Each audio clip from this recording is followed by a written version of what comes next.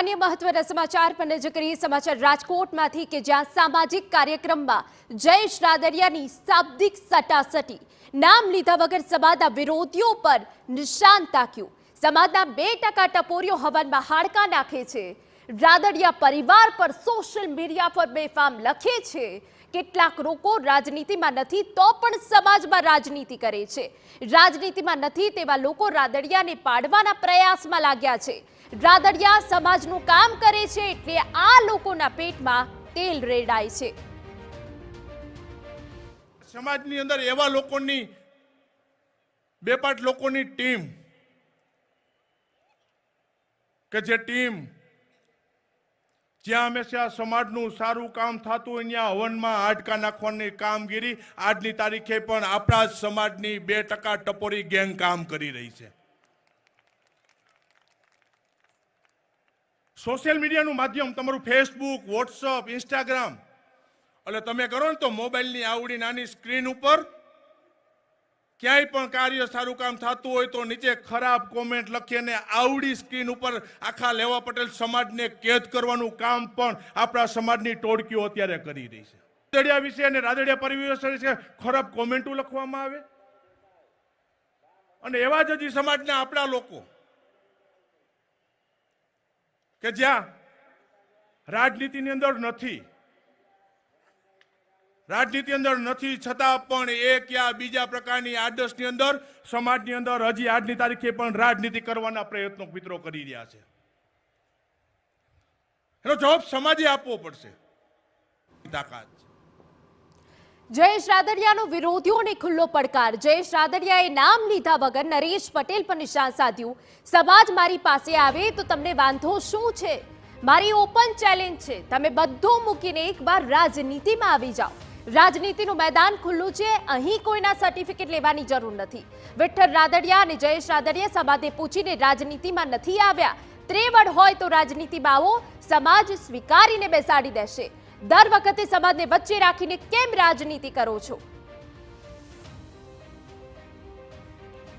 તો રાજનીતિની અંદર નથી જયેશ રાદડિયાને પાડી દેવાના કાયમી માટે પ્રયત્નો કરવામાં આવે।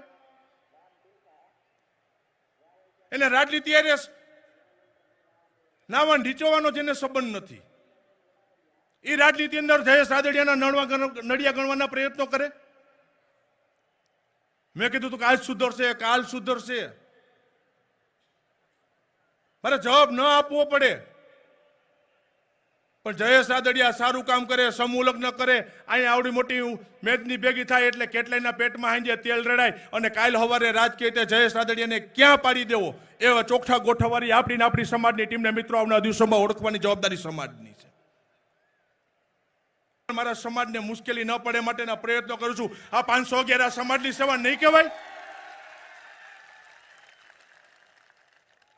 અને છતાં પણ ક્યારે કીધું સમય આવે જયેશ રાદડિયા નડે, કીધું કે સમાજની આગેવાની માં નથી લેવાની અને પણ સમાજ મજબૂત રીતે એક ભરોસો મૂકીને મારા સુધી આવતો ભાઈ તમને વાંધો શું છે? કાંઈ એક યા બીજી પ્રકારે તમે પાડી દેવાના કાવતરા કરો છો ને કાં કીધું કે મારી ઓપન ચેલેન્જ છે, તમે બધું મૂકીને એક દી રાજનીતિ અંદર આવી જાઓ। આ મેદાન ખુલ્લું છે, રાજનીતિમાં આવો। તમે એક વખત રાજનીતિના મેદાનની અંદર આવો, રાજનીતિ ખુલ્લું છે। અહીંયા કોઈનું સર્ટિફિકેટ લેવા જવાનું પૂછવાનું ન હોય। જેથી જય વિઠ્ઠલભાઈએ શરૂઆત કરી, જયેશ રાદડિયાએ શરૂઆત કરી, સમાજને પૂછીને રાજકારણમાં આવ્યા હતા। આવી જવાય, સમાજ શીખાઈને આ બેહાડી દે, તમારામાં તાકાત હોવી જોઈએ। તો જયેશ રાદડિયાને આપે સાંભળ્યા કે સામાજિક કાર્યક્રમમાં કેવી રીતે તેમનો આક્રોશ સામે આવ્યો। આ સંપૂર્ણ મામલો શું છે? અમારા સંવાદદાતા મોહિત ભટ્ટ વધુ વિગતે વાત કરવા જોડાઈ ગયા છે। મોહિત, સામાજિક કાર્યક્રમમાં જયેશ રાદડિયાનો આક્રોશ સ્પષ્ટપણે જોઈ શકાય છે। રાદડિયા અને નરેશ પટેલ વચ્ચેનો ખટરાગ હવે શું સામે આવ્યો છે? અરે આ તમામ જે વિરોધીઓ ઉપર વરસ્યા છે એ બાબત સાબિત કરે છે કે જયેશ રાદડિયા હવે વિરોધીઓ સામે ઝૂકવાના નથી। મોહિત, સ્પષ્ટપણે જયેશ રાદડિયાએ ગઈકાલે જામકંડોરણા ખાતેના જે શાહી સમૂહ લગ્નોત્સવમાં પોતાનું જે ભાષણ કર્યું હતું તેમાં ભલે તેમણે નરેશ પટેલનું સીધી રીતે નામ ન લીધું હોય, પરંતુ સૌ કોઈ જાણે છે કે આ ઇશારો છે તે સ્પષ્ટપણે નરેશ પટેલની સામે જ હતો.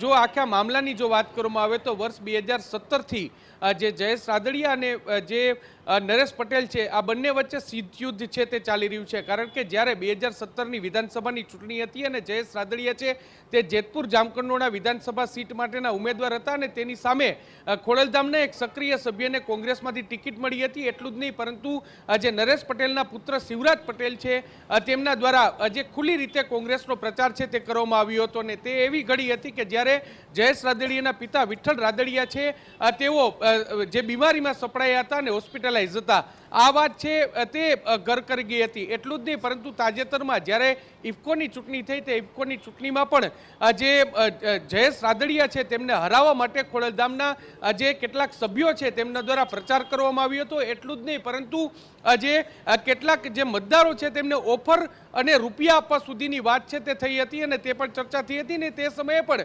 જયેશ રાદડિયાએ આડકતરી રીતે ખોડલધામ પર નિશાન છે તે સાધ્યું હતું.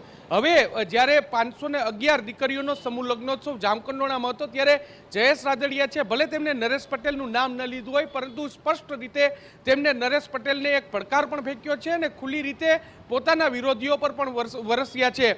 તેમને કહ્યું કે તેઓ અનેક સામાજિક સંસ્થાઓ સાથે જોડાયેલ છે, સામાજિક કામ કરી રહ્યા છે, પરંતુ કેટલાક લોકો તેમને સમાજના નામે રાજકારણ કરી અને તેમને બદનામ કરી રહ્યા છે. એટલું જ નહીં, પરંતુ તેમને પાડી દેવાની એટલે કે તેમને નુકસાન કરવાની રાજકીય રીતે અને સામાજિક રીતે કોશિશ કરી રહ્યા છે. આ જે નિવેદન છે તે ખૂબ જ સૂચક નિવેદન છે. આગામી દિવસોમાં જે લેવા પાટીદાર સમાજ કે જે સૌરાષ્ટ્રમાં સૌથી મોટો પાટીદાર સમાજ છે અને તેમાં ક્યાંક જરૂરથી અત્યારે જે ચર્ચાનું કેન્દ્ર છે તે બન્યું છે. જોવાનું રહેશે કે આ જે નિવેદન છે તેના પ્રત્યાઘાતો છે તે આગામી દિવસોમાં કેવા પડે છે. પરંતુ અત્યારે ગઈકાલે જ્યારે જયેશ રાદડિયા દ્વારા નિવેદન આપવામાં આવ્યું તેને કારણે જરૂરથી રાજકારણ પણ ગરમાયું છે અને સ્થાનિક સ્તરે લેવા પટેલ સમાજમાં પણ એક ચર્ચા શરૂ થઈ છે. જી બેકો મોહિત, અગત્યની જાણકારી બદલ આભાર. તો સામાજિક કાર્યક્રમમાં જયેશ રાદડિયાનો આક્રોશ સ્પષ્ટપણે સામે આવ્યો.